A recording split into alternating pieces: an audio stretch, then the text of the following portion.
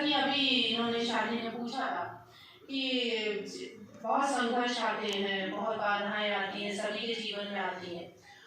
अब उन संघर्षों, बाधाओं, सफलताओं, असफलताओं में, उन कष्टों में हमारा मन एक समभाव है, स्थिर मन है। जैसे भगवान ने कहा है कि चाहे दुख हो, सुख हो, कष्ट हो, पीड़ा हो, अर्जुन जी से बताया था तुम स्थिर बनो। तो अब क्योंकि क्या होता है कि हमारा, जैसा मैंने अभी आपको बताया कि अगर हमारे सामने संघर्ष आते हैं तो सबसे पहले तो हमारा मनोबल, आत्मबल टूटता है। तो ये मनोबल, मन की शक्ति बहुत ही ये ऐसे नहीं आती है। ये अगर टूट गई तो हमें सफलता तो हमें मिल ही नहीं सकती है।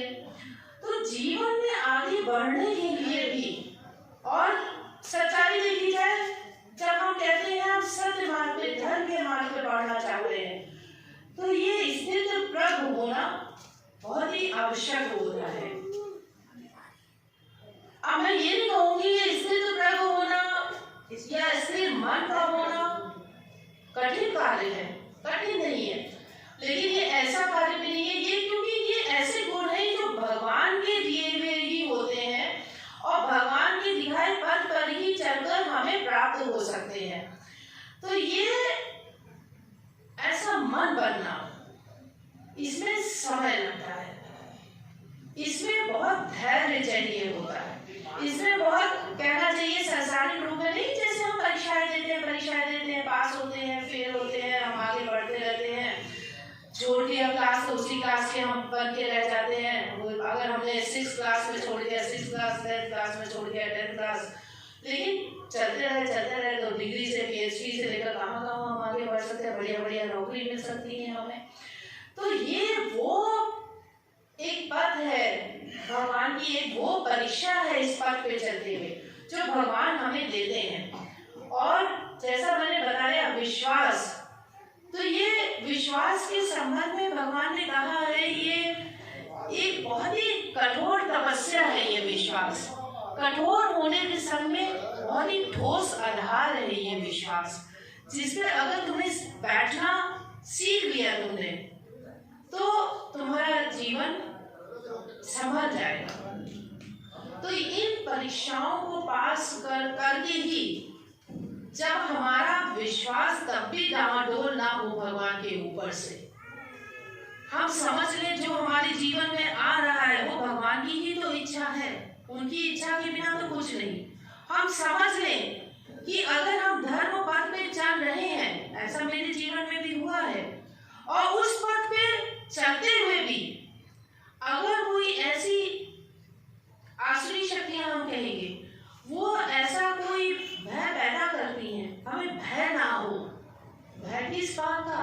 हम सच्चाई के मार्ग पर हैं, उस सच्चाई के मार्ग पे भगवान का साथ हमारे साथ है और हम बढ़ते रहें। तो ऐसी बहुत स्थितियां जीवन में आएंगी, आती रहेंगी, लेकिन जब तुम उनको भगवान की इच्छा समझ के अपने पूरे विश्वास के संग में बढ़ती रहोगी, धीरे धीरे ये मन स्थिर प्रज्ञ हो जाएगा। और इसके लिए सबसे अच्छी आयु यही आयु है जिस आयु में तुम हो।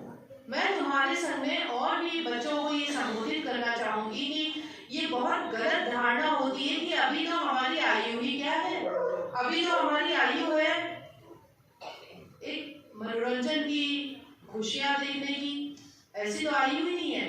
यही पर भूल कर जाते हैं सब लोग।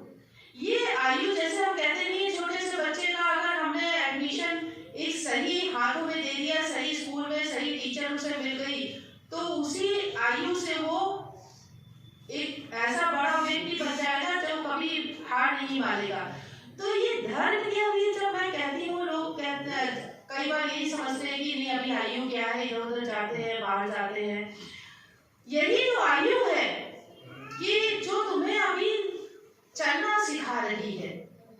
अगर इस पे तुम लोग ऐसे बन गए कि हाँ हमें कुछ भी आए हमारे राह में, हम हार नहीं मानेंगे, हम साहस के संग में बढ़ेंगे।